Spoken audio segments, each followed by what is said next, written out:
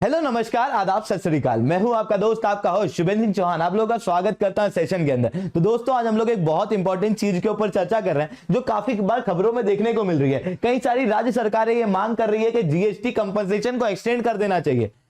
हम लोग इससे रिलेटेड हर उस चीज को देखेंगे जो इस जीएसटी कंपनसेशन को इफेक्ट करेगी। हम लोग जीएसटी कंपनसेशन क्या है उसको समझेंगे और हम लोग समझेंगे कि ये डिमांड क्यों उभर के आ रही है। तो ये लेक्चर आपके लिए इस टॉपिक को समझने के लिए सफिशिएंट होने वाला है। तो चलिए दोस्तों इस सेशन को शुरू करते हैं। आप लोग मेरे साथ में SRC10 टेलीग्राम ग्रुप और पाथफाइंडर टेलीग्राम ग्रुप के ऊपर जुड़ सकते हो। क्लास की सारी अपडेट पीपीटी पीडीएफ आपको यहाँ पर मिल जाती है। रोज सुबह 8 बजे द हिंदू एनालिसिस की क्लास मेरे द्वारा ली जाती है। आप वहां पर ही हमका ज्वाइन कर सकते हो। इतना ही नहीं, ये SRC10 टेलीग्राम ग्रुप की लिंक है। अगर आपको डायरेक्टली नहीं मिलता है तो आप इस लिंक के जरिए भी उसे सर्च कर सकते हो। तो भैया हुआ क्या है? हुआ यह है कि हाल ही में 46 जीएसटी काउंसिल की मीटिंग हो रही है। उस दौरान में फाइनेंस मिनिस्टर कई सारे राज्य के ये मांग कर रहे हैं कि जीएसटी कंपनसेशन की अवधि को जून 2022 से एक्सटेंड कर देना चाहिए और ज्यादा कर देना चाहिए। सवाल उठता है कि ये डिमांड क्यों उभर के आ रही है, पर उसके लिए समझना पड़ेगा कि जीएसटी का कंपनसेशन क्या है। तो भैया क्या हुआ, GST goods and service tax, goods और सर्विस के ऊपर ये जो टैक्स लगता था ये एक प्रकार का इनडायरेक्ट टैक्स था। जीएसटी मतलब इनडायरेक्ट टैक्स है। ये जीएसटी कब आ पाया? जब राज्यों ने अपनी इनडायरेक्ट टैक्स की पावर, लेवी करने की पावर जो है वो जीएसटी फ्रेमवर्क में दे दी। मतलब राज्य के पास में आज लोकल लेवल पे इनडायरेक्ट टैक्सेशन लगाने की कोई बहुत ज्यादा पावर नहीं है। केवल अल्कोहल के ऊपर और पेट्रोल के ऊपर इनडायरेक्ट टैक्स राज्य खुद से लगा सकता है क्योंकि वो जीएसटी रिजर्व में नहीं है। उसके अलावा और कहीं पे भी इनडायरेक्ट टैक्स राज्य नहीं लगा सकता ज्यादा। जिसके बाद में टैक्सेशन सिस्टम में भारी बदलाव हो रहे थे। भारी बदलाव होने के कारण हो सकता था कि राज्य का जो रेवेन्यू है वो कम पड़ जाए। राज्य का रेवेन्यू कम पड़ेगा तो राज्य का काम करना मुश्किल हो जाएगा। जैसे कि आप देख रहे थे कि जीएसटी के पहले क्या होता था कि एक टैक्स लगता था दो राज्यों के बीच में व्यापार होने पे। मान लो कि एक राज्य है ए और एक राज्य है बी, कोई सा सामान ए राज्य से बी राज्य में जा रहा था तो उसके ऊपर यहां पर टैक्स लगता था। ये जो टैक्स लगता था ये कहां जाता था? ये प्रोड्यूसर राज्य के पास जाता था। पर जब जीएसटी आया तो इसी चीज को कहा गया इंटीग्रेटेड आईजीएसटी। इस आईजीएसटी के अंदर क्या हुआ कि ये जो सामान के ऊपर टैक्स लग रहा है, ये जो दो राज्यों के बीच में टैक्स लग रहा है, ये टैक्स किसके पास जाने लगा? कंज्यूमर राज्य की तरफ। मतलब टैक्सेशन की रिजाइम में चेंज होंगे। एक का टैक्स जो है वो हो सकता है कम हो जाए, जिसके कारण से ऐसे राज्य जो प्रोड्यूसर राज्य थे, ऐसे राज्य जिनको लग रहा था कि जीएसटी की वजह से उनका टैक्स जो है वो कम हो सकता है, रेवेन्यू जो है वो कम हो सकता है, उन्होंने मांग की कि जीएसटी को लागू नहीं करना चाहिए। सेंटर ने उन राज्यों को अकोमोडेट करने के लिए कहा कि हम लोग जीएसटी का कंपनसेशन देंगे। ये कंपनसेशन क्या था? ऐसा है साहब कि 2017 के अंदर आया जीएसटी। जीएसटी के 2017 में आने के एक साल पहले 2015-16 को बेस ईयर लिया गया। इस दौरान में राज्य का जितना भी कलेक्टेड टैक्स था वो बेस टैक्स कहलाया। इस टैक्स के ऊपर हर साल कुछ परसेंटेज ग्रोथ होगी राज्य के टैक्स में, वो ग्रोथ भी मान लेते हैं। तो 14% की कंपाउंडेबल ग्रोथ मानी गई हर साल के हिसाब से, और उसके अनुसार हर अगले साल में टैक्स जो है वो कैलकुलेट किया गया। कुछ अमाउंट जो है वो प्रोजेक्टेड टैक्स निकला। ये प्रोजेक्टेड टैक्स मान लो कुछ इतना निकला 10 लाख करोड़ के आसपास, और मान लो कि राज्य का टैक्स कलेक्ट हुआ केवल 9 लाख करोड़, जीएसटी कैलकुलेट हुआ इतना। तो ये जो 1 लाख करोड़ होगा ये क्या किया जाएगा? केंद्र सरकार द्वारा कंपनसेट किया जाएगा। अगर प्रोजेक्टेड से अगर कम होता है टैक्स तो वो बचा हुआ जो टैक्स होगा वो कंपनसेट किया जाएगा केंद्र सरकार द्वारा। अगर 10 लाख करोड़ से ज्यादा हो जाता है उस साल में अगर टैक्स तो कोई बात नहीं, वो चीज राज्य खुद रखेगा। ये चीज कही गई, ये कंपनसेशन जो दिया गया। अब सवाल उठता है कि कंपनसेशन का पैसा कहां से आएगा? तो केंद्र सरकार ने कहा कि ऐसे गुड जो डीमेरिट गुड है, उन डीमेरिट गुड के ऊपर केंद्र सरकार सेस लगाएगी। अगर आप रेस्टोरेंट में खाना खाने गए होगे तो उस बिल को देखना, आखिरी में सीजीएसटी एसजीएसटी के बाद में आपको जीएसटी सेस भी देखने को मिलेगा। तो आपको वहां पर जीएसटी सेस जो है वो कई सारे डीमेरिट ग्रुप के ऊपर देखने को मिलेगा। ये सेस जो है वो केंद्र सरकार ने अलग से लगाया, जिसके ऊपर पैसा कलेक्ट हुआ, जिसे जीएसटी कंपनसेशन फंड के अंदर डाला गया। और जब इस कंपनसेशन फंड के अंदर डाला गया तो यहां से कंपनसेट राज्य को किया गया। इस तरीके से राज्य को टैक्सेशन के अंदर कंपनसेट किया जा रहा था, पर यह कंपनसेशन केवल 5 वर्ष के लिए था। जुलाई 2017 से 5 वर्ष गिने जाने थे और जून 2022 आते आते खत्म होने वाला था। जुलाई 2017 से जून 2022 के बीच में ये कंपनसेशन जो है वो मिलने वाला था राज्यों को। पर हाल ही में आप देख रहे हो कि कंपनसेशन की अवधि खत्म होने वाली है, जिसके बाद राज्यों के कुछ आर्गुमेंट उभर के आ रहे हैं, जिनके आधार पर राज्य कह रहे हैं कि हमको कंपनसेशन मिलना चाहिए। उन आर्गुमेंट को समझने के पहले अगर आपको अनअकैडमी को ज्वाइन करना है तो आप कोड यूज कर सकते हो SRC10। हाल ही में काफी ल्यूक्रेटिव ऑफर आप लोगों के लिए लाया गया है। अगर आप लोग 2023 के लिए प्रिपेयर कर रहे हो तो 18 महीने आपकी प्रिपरेशन के अंदर बाकी है, जिसके अंदर आपको कोड SRC10 के ऊपर 20% तक का डिस्काउंट और 3 महीने का एक्स्ट्रा एक्सटेंशन मिलते हुए 18 महीने के सब्सक्रिप्शन पे आपको कॉम्बो के ऊपर ये सारी चीजें मिलने वाली है। मतलब ओवरऑल जो सब्सक्रिप्शन आपका 78,000 का है वो 70,000 में पड़ेगा, मतलब 8,000 रुपए आप बचा सकते हो। ये ऑफर केवल और केवल 12 जनवरी तक है, तो जल्दी से जाओ सब्सक्राइब करो। कोड आपको क्या यूज करना है दोस्तों, SRC10। उसके अलावा सब्सक्रिप्शन के प्राइस कुछ इस तरीके से हैं, आप इन्हें देख सकते हो। तो भैया क्या राज्यों के आर्गुमेंट उभर के आए, अब हम लोग उसको समझते हैं। हुआ कुछ ऐसा कि राज्यों का कहना यह है कि क्योंकि कोविड-19 आया, जिसके कारण से टैक्सेशन जो है वो कम होने लगे, टैक्स का कलेक्शन जो है वो कम होने लगा, जीएसटी जो है वो कम होने लगा, और हाल ही में जो प्रोजेक्टेड टैक्स आता है उसके मुकाबले जो एक्चुअल टैक्स कलेक्ट किया जाता है उसमें गैप बहुत ज्यादा है। अगर अचानक से हम लोग ये कंपनसेशन हटा देंगे तो राज्य को ये एक्चुअल कलेक्टेड टैक्स लेना पड़ेगा, जिसके कारण से राज्य का टैक्स रेवेन्यू अचानक से कम हो जाएगा। जब राज्य का रेवेन्यू अचानक से कम हो जाएगा तो राज्य को प्रॉब्लम जो है वो क्रिएट होगी अपनी चीजों को हैंडल करने में।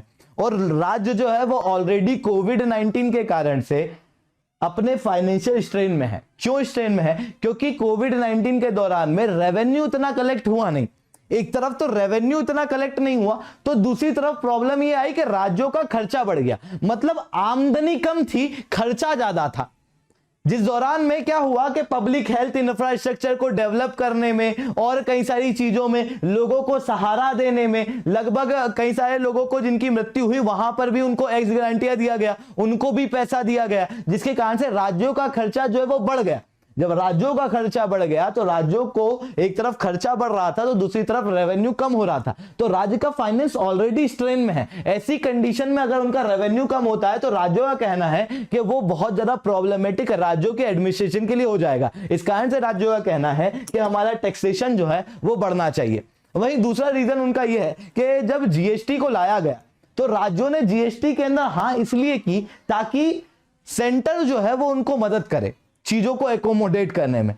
राज्यों का कहना यह है कि राज्यों का आर्गुमेंट यह है कि जब जीएसटी का इंट्रोडक्शन आया तो राज्य केवल इसीलिए एग्री हुए अपने टैक्सेशन ऑटोनॉमी को देने के लिए कि यूनियन गवर्नमेंट उनके रेवेन्यू को प्रोटेक्ट करेगा।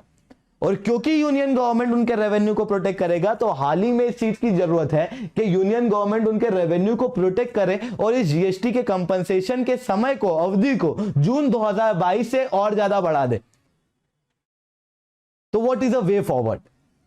वे फॉरवर्ड यह है कि क्योंकि टैक्सेशन के अंदर सच में राज्यों को प्रॉब्लम आ रही है, तो ऐसी कंडीशन में फाइनेंशियल स्ट्रेस जो है वो बढ़ता जा रहा है और ऐसी कंडीशन में अभी इकोनॉमिक रिकवरी भी हो रही है, जिसके दौरान में राज्य का खर्चा और बढ़ रहा है। उस इकोनॉमिक रिकवरी के बाद में ओमिक्रॉन आ रहा है और खर्चा जो है वो होने वाला है, टैक्सेशन जो है वो हो सकता है और कम हो जाए आने वाले समय में। ऐसी कंडीशन में राज्यों को एक प्रोटेक्शन कंपनसेशन के फॉर्म में मिलनी चाहिए और जीएसटी कंपनसेशन स्कीम को जून 2022 से ज्यादा बढ़ाया जाना चाहिए।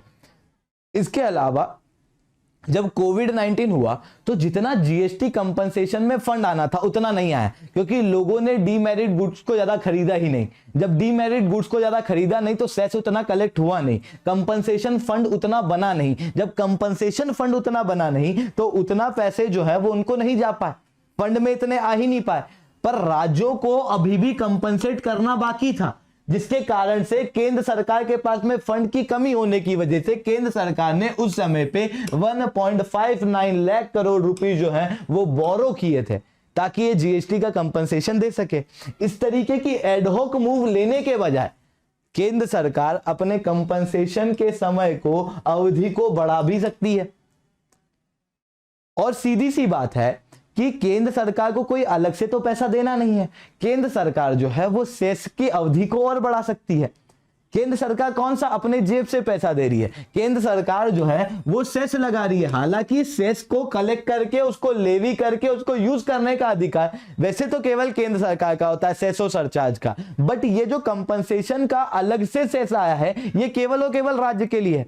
तो केंद्र सरकार को कंपनसेशन के साथ में सेस की अवधि भी बढ़ाना है, तो सेस की अवधि बढ़ा दे और कंपनसेशन जो है वो ज्यादा समय तक रखे। और ये सब क्यों कर? क्योंकि जीएसटी एक ऐसी चीज है जो भारत के अंदर फेडरल स्ट्रक्चर को दर्शाती है। क्योंकि ये जीएसटी जब लाया गया तो अलग अलग राज्यों की आइडियोलॉजी को एकोमोडेट किया गया। ऐसा नहीं किया गया कि कोई अगर विवादित है, किसी को नहीं चाहिए, तो उसको बोला गया कि तुम बाहर हो जाओ और हम लोग ये जीएसटी के नॉर्म्स लेके आएंगे। सब लोगों को एकोमोडेट किया गया। आपको यही चीज देखने को मिलेगी जीएसटी काउंसिल्स के अंदर। जीएसटी काउंसिल क्या था? ये वो काउंसिल है जो जीएसटी के टैक्स रेट के ऊपर डिसीजन लेती है। यहां पर केंद्र के union finance minister, union state finance minister और उसके बाद सारे स्टेट के फाइनेंस मिनिस्टर बैठते हैं। सारे स्टेट को बराबर वोट का दर्जा दिया जाता है। यहां पर जो भी डिसीजन होता है वो यूनानिमस रूप से होता है। And this so beautiful structure कि यहां पर यूनियन के पास में 33% तक टैक्सेशन राइट है, वहीं राज्यों के पास में 67% तक वोटिंग राइट है। 33% वोटिंग राइट यूनियन के पास और 67% के वोटिंग राइट स्टेट के पास में, जो दर्शाता है कि राज्य को ज्यादा वोटिंग राइट दिए गए। यहां पर जो भी डिसीजन दिया जाता है वो 75% वोटिंग होने के बाद लिया जाता है, जो दिखाता है कि यूनानिमस रूप से, मेजॉरिटी रूप से डिसीजन लिया जाता है। राज्यों के साथ में भी चर्चा की जाती है। तो वो जीएसटी काउंसिल जो है वहां पर ये एक बहुत महत्वपूर्ण एक फेडरेशन जो है वो देखने को मिलता है। यूनानिमस रूप से डिसीजन जो है वो अभी तक देखने को मिले हैं। तो वही चीज भारत को कंटिन्यू करनी चाहिए। वो जो फेडरल कैरेक्टर जो भारत ने जीएसटी के जरिए इतने बड़े पैमाने पे दिखाया, जो शायद पूरे विश्व में कहीं पे इतने बड़े पैमाने पे जीएसटी लागू हुआ नहीं था, वो चीज भारत ने करके दिखाई है। तो अभी उस फेडरेशन को भी कंटिन्यू करना चाहिए और राज्यों को कंपनसेशन जो है वो थोड़ा एक्सटेंड कर देना चाहिए, ताकि राज्यों के पास में टैक्सेशन पावर जो है वो थोड़ी ज्यादा समय तक रहे। क्योंकि राज्य क्या है साहब, हम लोग राज्य गवर्नमेंट को अलग से क्यों बनाते हैं? ताकि वो लोग अपनी स्कीम अलग से चला सके। क्योंकि हर एक रीजन की अपनी एक अलग प्रायोरिटी है। फॉर एग्जाम्पल तमिलनाडु एक समय पे उसी लेवल का हुआ करता था जिस लेवल के बाकी सारे राज्य थे, पर तमिलनाडु की प्रायोरिटी सोशो इकोनॉमिक डेवलपमेंट पे रही। आज वहां पर जो सोशो इकोनॉमिक इंडिकेटर है वो बड़े बड़े ओपीईसी राज्य को, ओसीईडी राज्य को टैकल कर सकते हैं। उनके बराबर आपको देखने को मिलेगा सोशो इकोनॉमिक डेवलपमेंट तमिलनाडु का। ऐसा क्यों हो पाया? क्योंकि उस तमिलनाडु ने अपने पास में टैक्सेशन जो है वो अच्छा रहा, रेवेन्यू अच्छा रखा, उस रेवेन्यू का प्रयोग उसने अपनी प्रायोरिटी पे किया। क्योंकि व्हाट दिस राज्य are, what this states are, ये स्टेट्स जो हैं वो लेबोरेटरीज हैं जहां पर नई नई स्कीम्स बनती हैं। पर वो स्कीम तभी बन सकती है जब उनके पास में एक बेहतर रेवेन्यू हो। वो स्कीम बनेगी, अच्छी लगी तो शायद केंद्र तक भी जाएगी, क्योंकि दे आर द लेबोरेटरीज जो कि रीजनल लेवल पे जो चीजें इंपॉर्टेंट है उस चीज को इंप्लीमेंट करने के काम आती है। तो इन कंपनसेशन को बढ़ाया जाना चाहिए ताकि राज्य का जो फिस्कल स्ट्रेस है वो आगे ना बढ़े। ठीक है दोस्तों, तो आज के लिए इतना ही। अगर आपको लेक्चर अच्छा लगा हो तो लाइक करना मत भूलना, चैनल को सब्सक्राइब करना मत भूलना, और अगर अनअकैडमी के ऊपर सब्सक्रिप्शन लेना है तो कोड का यूज करना है दोस्तों, SRC10।